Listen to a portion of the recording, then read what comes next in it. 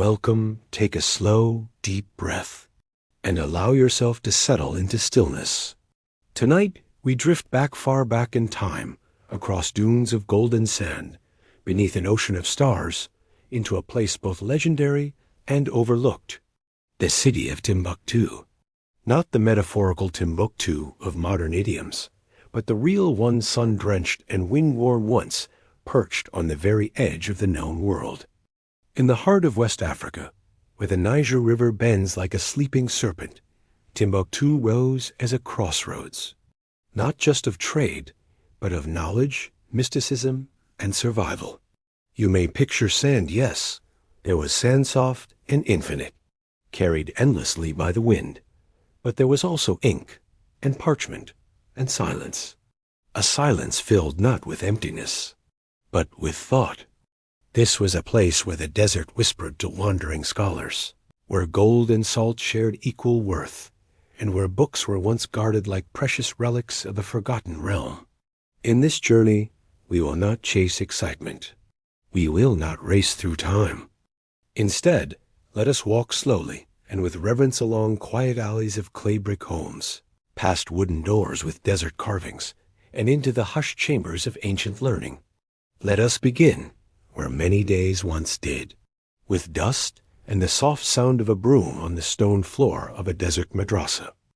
Imagine yourself in the early light of morning. The desert air still clings to the night's coolness. It will soon be warm, then hot, but for now, the day has not yet unfurled its intensity. You are barefoot. Your feet press against packed earth.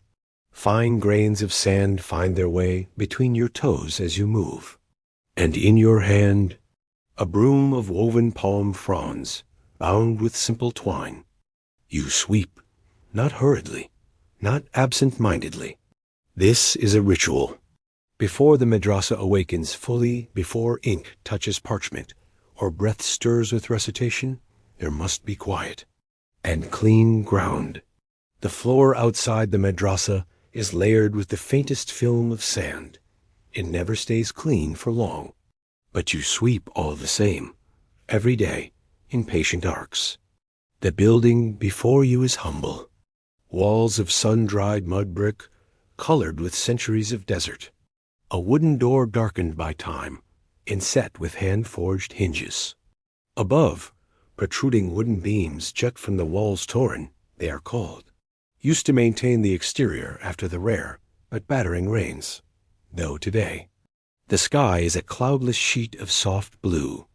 Behind these walls lie hundreds of manuscripts. Not just religious scripture, though there is that, but also mathematics, astronomy, law, philosophy, poetry, herbal medicine. You, perhaps, are a young apprentice, or perhaps a caretaker. Maybe you can read the Arabic script, curling like vines across brittle parchment, or maybe not. But you know to treat the pages with awe, and you know the dust must be kept at bay, because dust, over time, devours knowledge. Just as surely as fire or flood, you finish your sweeping, resting the broom against the wall. You run your fingers along the mud brick. It is cool, smooth in some places, rough in others. And older than your own lineage, the madrasa's wooden door creaks softly as it opens. A teacher enters. He nods to you, not with urgency, but with familiarity. He carries a leather-wrapped bundle. Within it, a manuscript just returned from a long journey, perhaps from Jen or Gao. You help him place it in a high niche, between volumes bound in goatskin and woven cloth. The air smells of dry wood, ancient paper, and faint incense. In the courtyard, a few other students begin to arrive. Not a crowd, no. That would disturb the peace.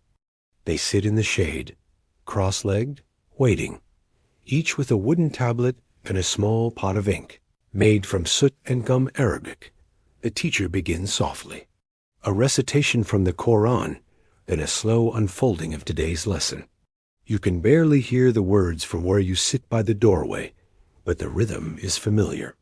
Outside the walls, life in Timbuktu stirs into motion slow and rhythmic. A merchant calls gently to his donkey. The tanner's boy sloshes water in a worn basin. A woman with a jug on her head passes silently along the alley. But in here, time is thick and unmoving, a place to protect thought from the gusts of wind that erase. You lean against the wall, and you listen. Let your breath match the stillness. Let your thoughts settle like the dust you swept. This is how the day begins, in a city forgotten by the modern world, but remembered by the desert.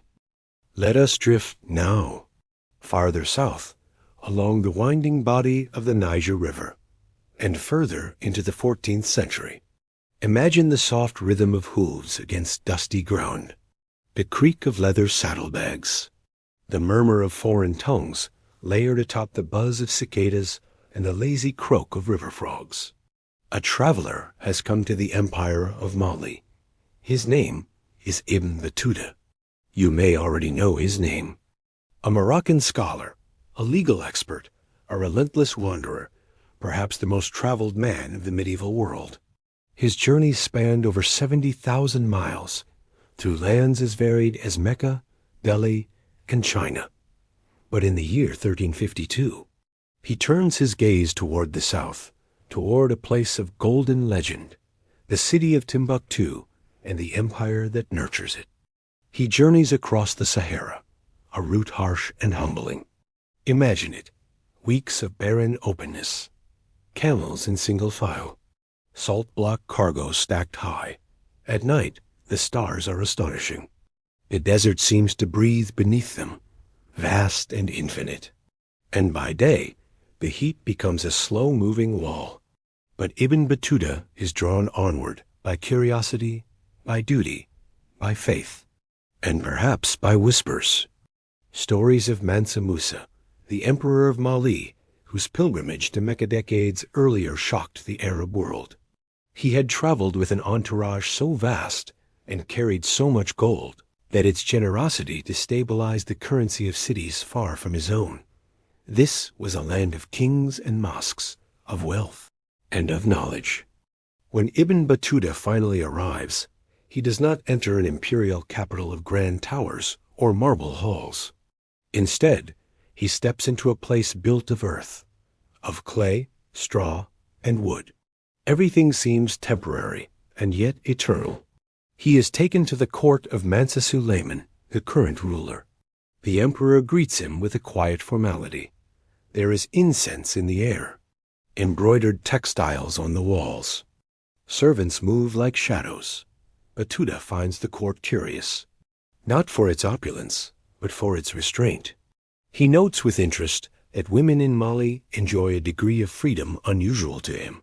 They appear unveiled. They speak freely in public. At first, he is surprised, even disapproving. But then, he listens. He observes the people of Mali with the eye of both a scholar and a guest. He notices how justice is dispensed often in public, under the shade of a baobab tree. He records how the people wash frequently, how they revere prayer, and how carefully they guard their traditions. But what strikes him most is the respect for learning. He sees schools where children recite from memory. He meets judges trained in law and theology. He encounters traders who, despite their modest dress, can debate points of Islamic jurisprudence with confidence and clarity. In his account, Ibn Battuta writes not just of palaces or currency, but of manners, of books, and of the calm dignity of the people. He is at times perplexed, but never dismissive. He understands that he is witnessing a world, not backward, not primitive, but different, rich in ways his homeland could not imagine. When he departs, he carries no treasure, only notes, memories, and questions that would echo in his writings. Through his eyes, we catch a rare glimpse filtered by time and perception of medieval West Africa, not as a place of myth or marginality, but as a vibrant, thinking world. A place where one could sit in the shadow of a scholar's house and speak of stars, of faith, and of the rhythm of the river. And then, with the same quiet grace with which he arrived, Ibn Battuta moves on, Let us pause here in the hush after his departure, and ready ourselves to journey deeper into the Sahara, to the ancient salt routes, where survival and trade whisper through the bones of the desert. Imagine now the shifting wind, hot, dry, insistent. It sifts through fabric, through thought, through time, and we find ourselves not in a city, but in an endless sea of sand, the Sahara, stretching across North Africa like a vast, sleeping beast, golden by day, silver by night, and somewhere in that expanse, barely visible against the horizon, a caravan. Dozens, sometimes hundreds of camels, each one burdened with slabs of salt, carefully tied with rope. This is not table salt, nor the kind you sprinkle on food. These are blocks, hewn from the mines of Tagaza, a village so dry, even the houses are made from salt. Salt, in the ancient world, was not merely seasoning. It was currency. It preserved food. It sustained life. And here, in the medieval Sahel, it was as precious as gold. The caravans are led by Azali desert guides, born into their role. They know the winds, the resting spots, the hidden wells. They travel mostly by night to avoid the sun's wrath. And when they sleep, it is with their faces tucked into turbans, their dreams shaped by the stars above. You might imagine them walking in silence, but listen closely. There are sounds. The faint clink of ropes against wooden frames, the soft grunt of camels, the muffled footfalls on sand packed firm by countless steps, and the distant, rhythmic jingling of copper bells tied to the led camel. These caravans move slowly, steadily, like time itself. The path they follow, known as the Trans-Saharan trade route, is ancient. It stretches from the edges of Morocco and Algeria to the river cities of Mali. The journey takes weeks, sometimes months. And the dangers are many. There are sandstorms that rise like spirits and blind entire caravans. There are bandits who know just when to strike. There is the brutal thirst, always there, just beneath the tongue. Many do not survive. Camels collapse. Men are buried where they fall wrapped in cloth, covered in sand. And yet, this was the lifeblood of empires. The salt was carried south to Timbuktu, Gao, and beyond. In exchange came gold, ivory, slaves, and manuscripts. It was a slow commerce, a whispering kind of wealth. When the caravan reached its destination, the salt was unloaded carefully, scraped clean of sand, and weighed on stone balances by candlelight. Sometimes it was used in silent trade. Merchants would leave goods at a designated spot, perhaps at the edge of the river, or beneath a baobab tree, and withdraw. Then others would approach, inspect the offering, and leave their own goods in return. No words exchanged, only a mutual trust. And the quiet etiquette of commerce. The desert taught patience. It punished haste. It rewarded those who could endure. Imagine standing on a dune, watching the last camel disappear beyond a ridge. The sun behind it, vast and low, the wind already erasing its footprints, and the feeling not of loss, but of rhythm. A rhythm older than kings, older than empires. A movement across sand and time, guided not by maps, but by memory. We now leave the desert behind. Let the wind settle. Let the air cool. And follow now the footsteps of another kind of traveler.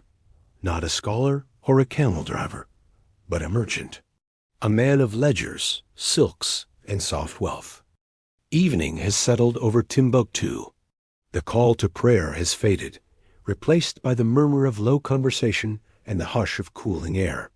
Shadows stretch long across the narrow streets, where clay walls glow faintly with the memory of heat.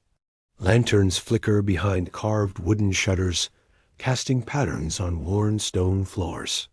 And in the upper quarter of the city, beneath the rounded arch of a modest doorway, a merchant finishes counting the day's ledgers. He is not young, his beard is gray, his hands thick from years of lifting bolts of cloth and stacks of scrolls. He wears a robe of soft indigo, dyed so deeply that it seems to darken the air around him. This is not a man of spectacle or conquest. He has never led a caravan, nor held court with sultans. But his name is quietly respected, his word trusted. He deals in books now more than spices, though once he traded in everything from ostrich feathers to Venetian glass beads. And his home is a treasure chest of quiet wealth. Imagine stepping into the central room. The air is cool, faintly scented with dried lemon and cedar. Woven rugs cover the floors, and shelves line every wall, not with gold or ivory, but with manuscripts. Wrapped in leather, bound in reed, some are centuries old.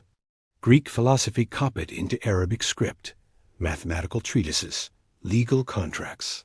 Poems pages upon pages of verse, written in the soft curves of Sahelian calligraphy. This is the hidden wealth of Timbuktu. The merchant runs his fingers gently across the bindings, pausing at a page he knows well. A prayer of gratitude. He reads it silently. He is not a scholar, but he knows the scholars. He funds their work. He collects their words. And tonight, as the last warmth fades from the adobe walls, he reflects on the slow arc of his life. He remembers the marketplace, once full of Berber traders, Tuareg nomads, Songhai nobility. He remembers when the city hummed with 1,000 dialects, when the port at Kabara bustled with boats carrying bales of cotton and jars of honey. But things have changed. The caravans grow fewer each year. New routes have opened to the south. Ships dock now at foreign ports, and the salt slabs fetch less than they once did. Even the scholars come less often. Some have left for safer lands. Others have grown quiet. Still, the merchant remains. Not because of profit, but because of something quieter, a duty, perhaps, a stewardship. He keeps the books safe. He ensures they are copied. He trains the next keeper.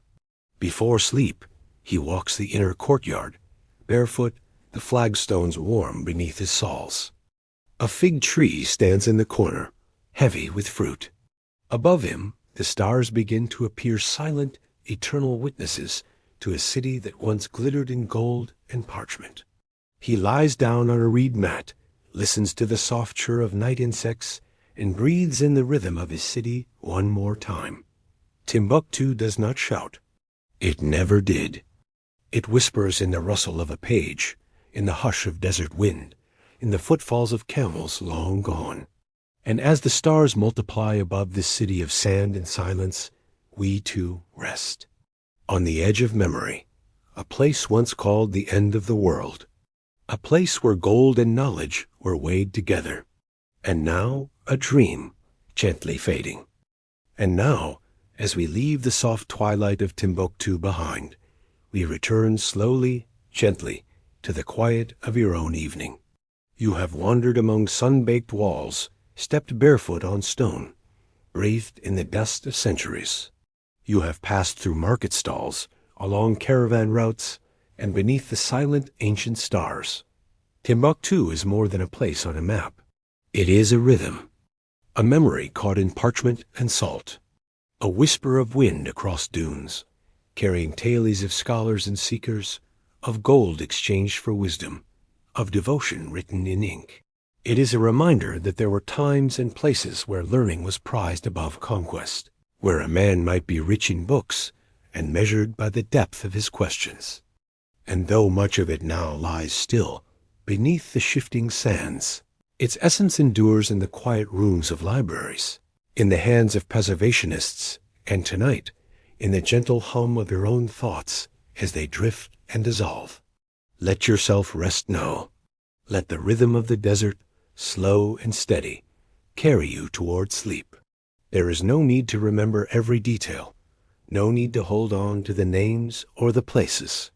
Just the feeling of a lantern's flicker on a clay wall, the scent of paper and ink, the hush of wind outside a madrasa, and the knowledge that even the most forgotten cities once pulsed with light. You are safe now, quiet in the present. And as your breath softens and your body settles, know this: You have walked through time, and now it lets you go. Good night, and sleep well.